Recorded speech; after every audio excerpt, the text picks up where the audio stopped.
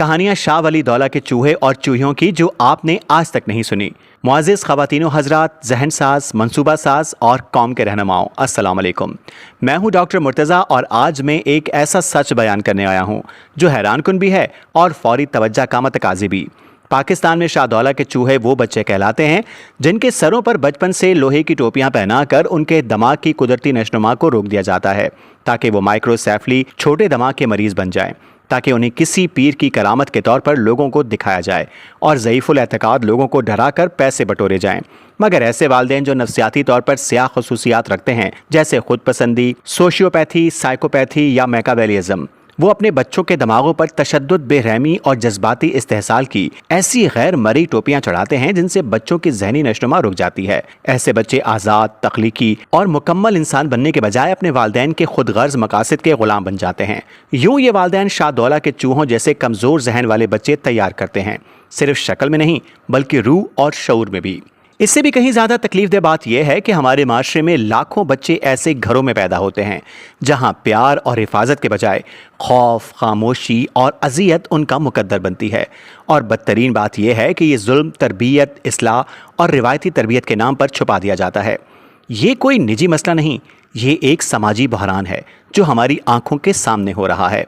نفسیات، neuro science اور سماجی تحقیق ہمیں بتاتے ہیں کہ اکثر والدین، خاص طور پر والد، جو بچوں پر چیختے ہیں، مار پیٹ کرتے ہیں، بے عزتی کرتے ہیں یا نظر انداز کرتے ہیں، وہ اصلاح کے پردے میں دراصل جسمانی اور ذہنی زیادتی کر رہے ہوتے ہیں۔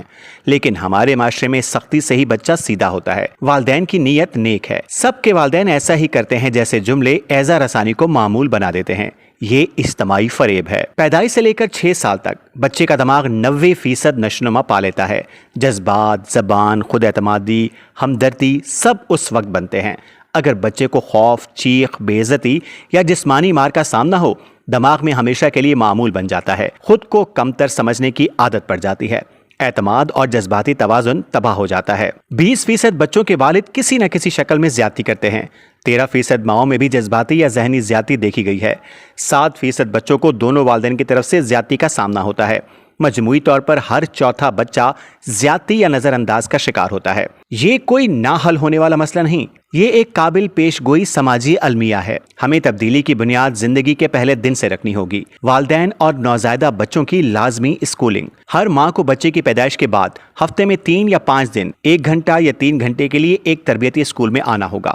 تربیتی عملے میں ماہر نفسیات، اساتذہ اور سماجی کارکن ہوں۔ والدین کو مثبت تربیت، صبر اور جذباتی آگاہی سکھائی جائے۔ والدین کی شخصیت کی اسکریننگ۔ ماہرین ڈارک پرسنالٹی ٹریٹس جیسے نرگسیت، نفرت، سائیکوپیتھی کی علامات تلاش کریں۔ اگر کسی والد یا والدہ میں خطرناک رویے کی نشاندہی ہو، ریاست فوری مداخلت کرے۔ انہیں کاؤنسلنگ یا نگرانی میں رکھا جائے۔ بچوں کی حفاظت کو ہر حال میں ترجیح دی جائے۔ بچوں میں مثبت شناخت کی نشوونما۔ بچے کو محبت بھری لوریاں اور نظمیں سکھائی جائیں۔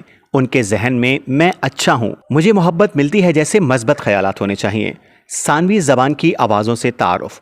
بچے کو انگریزی یا دیگر تعلیمی زبانوں کے لب و لہجے سے روشناس کروایا جائے۔ اس سے زبان سیکھنے میں آسانی ہوگی اور تعلیمی کارکردگی بہتر ہوگی۔ ریاست کو محض تماشائی بننے کے بجائے والدین کی تربیت اور اسکریننگ کو قانون کا حصہ بنانا ہوگا۔ خطرے میں گھروں کے لیے فوری رسپانس ٹیمیں بنانی ہوں گی۔ بچوں کو زندگی کی شروعات سے ہی ایک محفوظ ماحول مہیا کرنا ہوگا۔ اگر ہم غیر تربیت یافتہ افراد کو گاڑی چلانے کی اجازت نہیں دیتے تو ہمیں بغیر جذباتی تربیت کے لوگوں کو انسان پالنے کی اجازت کیسے دے سکتے ہیں؟ والدین بننا ایک ذاتی حق نہیں بلکہ ایک سماجی امانت ہے۔ جب تک ہم اصلاح کے نام پر بچوں پر ہونے والے تشدد کو تسلیم نہیں کریں گے، ہم ٹوٹے ہوئے، مضطرب اور خود سے ناراض بالغ افراد پیدا کرتے رہیں گے۔ آئیے سال سفر کو قومی بیداری کا سال قرار دیں تاکہ بچہ صرف جسمانی طور پر نہیں، ذہنی اور جذباتی طور پر بھی زندہ رہ سکے۔